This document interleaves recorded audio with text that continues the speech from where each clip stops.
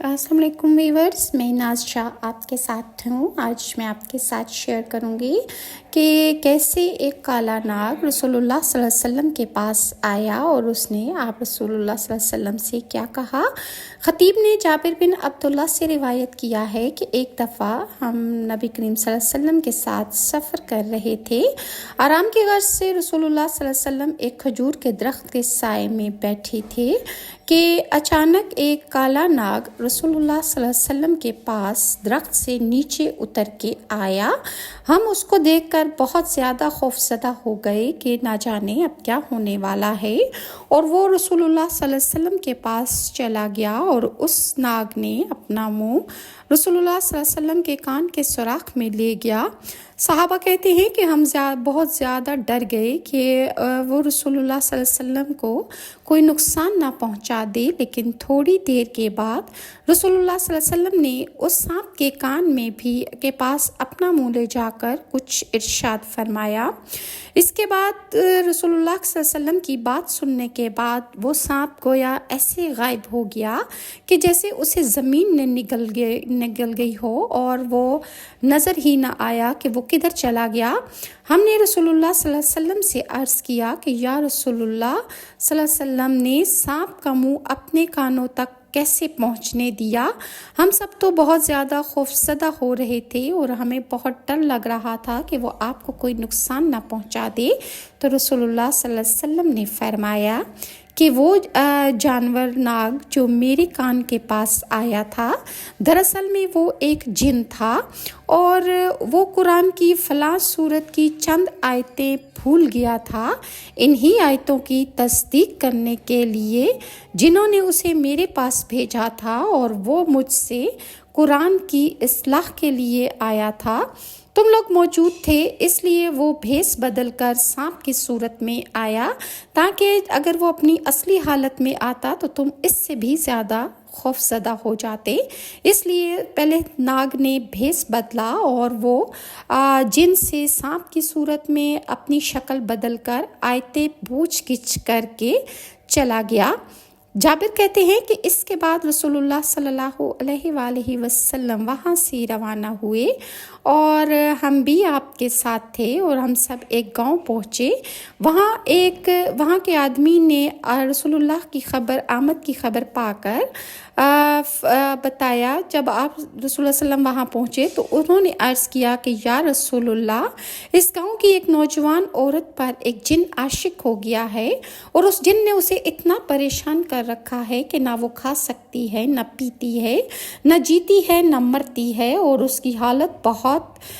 نازک ہے کہ وہ مرنے کے قریب ہے۔ جابر کہتے ہیں کہ اس عورت کو میں نے دیکھا، وہ دیکھنے میں ایسی لگتی تھی کہ گویا چاند کا ٹکڑا ہو۔ رسول اللہ صلی اللہ علیہ وسلم نے اسے بلا کر فرمایا کہ اے جن، تجھے معلوم ہے کہ محمد صلی اللہ علیہ وآلہ وسلم اللہ کے رسول ہیں۔ اس عورت کو تو چھوڑ دے اور یہاں سے تو چلا جا، اور اس کو خیر خیریت سے زندگی گزارنے دے۔ آپ کا یہ فرمانا تھا کہ وہ جن اس عورت سے نکل گیا، اور عورت اچھی بھلی ہو گئی، اور وہ اپنے ہوش و حواس میں آتے ہی اس عورت نے اپنا منہ چھپا لیا، اور وہ مردوں سے پردہ کرنے لگی، اور اس طرح رسول اللہ صلی اللہ علیہ وسلم کی برکت سے جن نے ان کا حکم کی تعمیل کی اور اس عورت کی جان چھوڑ گیا۔ اور بلال بن حارث سے روایت ہے کہ ہم ایک مرتبہ نبی کریم صلی اللہ علیہ وسلم کے ساتھ سفر کر رہے تھے۔ مقام عروج میں جب ہمارا پڑاؤ ہوا تو میں رسول اللہ کی خدمت میں ملنے گیا، تو دیکھتا ہوں کہ رسول اللہ لشکر کے خیمے سے دور جنگل میں اکیلے بیٹھے ہیں۔ میں آپ صلی اللہ علیہ وسلم کے جب قریب پہنچا تو میں نے سنا کہ وہاں پر بہت زیادہ شور غوغا تھا۔ ایسا معلوم ہو رہا تھا کہ بہت سے لوگ آپس میں لڑ جھگڑ رہے ہیں، اور مجھے اس اس شور شرابے کی کچھ سمجھ نہیں آ رہی تھی، چنانچہ میں وہیں ٹھہر گیا۔ میں نے سمجھا کہ غیب سے کچھ لوگ رسول اللہ صلی اللہ علیہ وسلم کی خدمت میں حاضر ہوئے ہیں۔ اچانک رسول اللہ صلی اللہ علیہ وآلہ وسلم خود ہی اپنی جگہ سے اٹھ کر مسکراتے ہوئے ہمارے پاس تشریف لے آئے۔ میں نے رسول اللہ صلی اللہ علیہ وسلم سے شور ہنگامے کی وجہ پوچھی تو آپ نے فرمایا، مسلمان جنات اور کافر جناتوں کے درمیان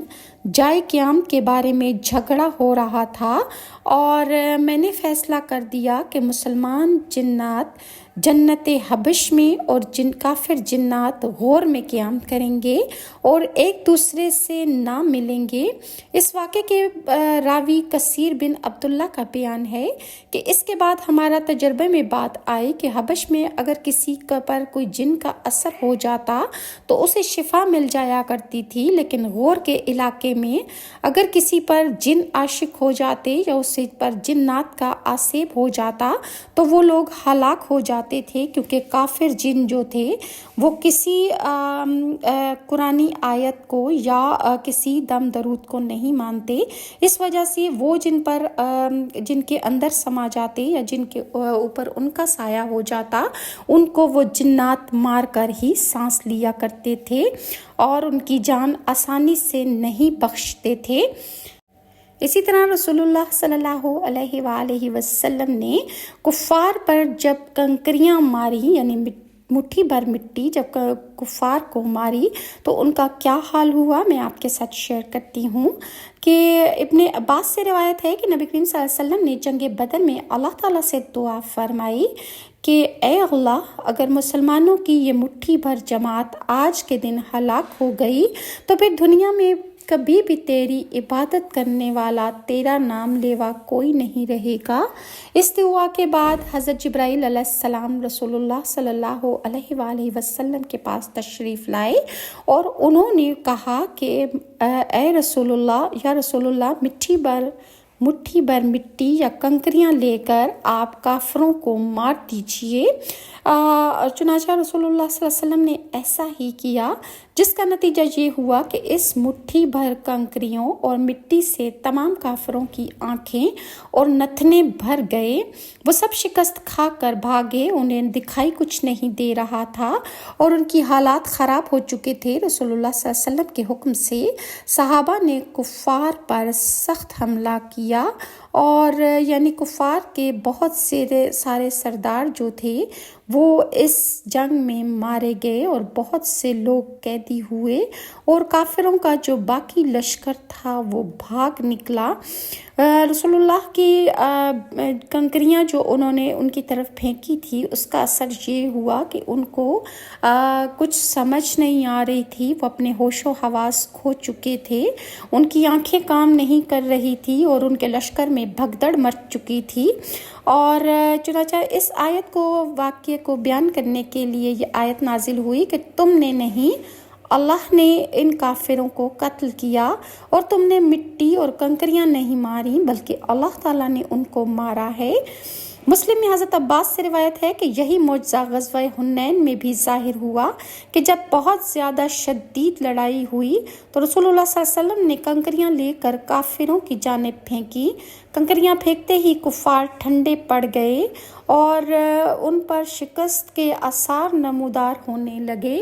اور وہ جنگ کرنا بھول گئے۔ سلمہ بن اکو سے روایت ہے کہ رسول اللہ نے کنکریاں پھینکتے ہوئے فرمایا، پست اور رسوا ہوئے کفار کے چہرے۔ چنانچہ ایسا ہی ہوا کہ کفار کی آنکھوں میں دھول اور کنکریاں بھر گئیں اور وہ سب آنکھیں ملنے لگے اور ہزیمت خوردہ اور شکست کھا کر الٹے پاؤں وہاں سے بھاگ نکلے، اور اللہ تعالیٰ نے مسلمانوں کو فتح نصیب فرمائی۔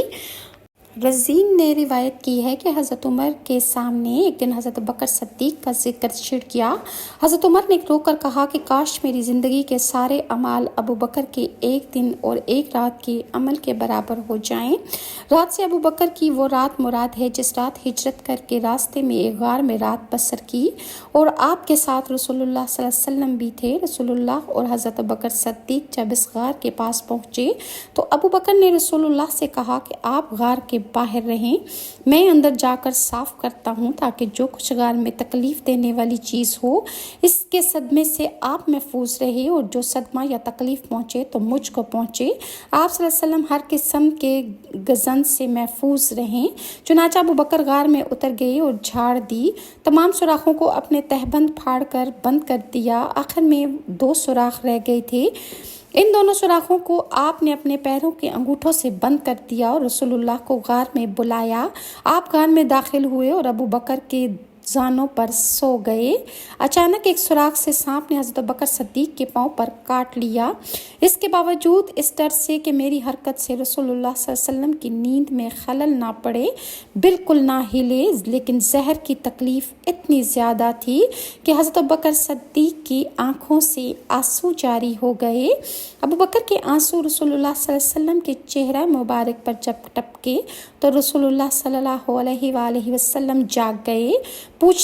جب انہوں نے حال پوچھا تو معلوم ہوا تو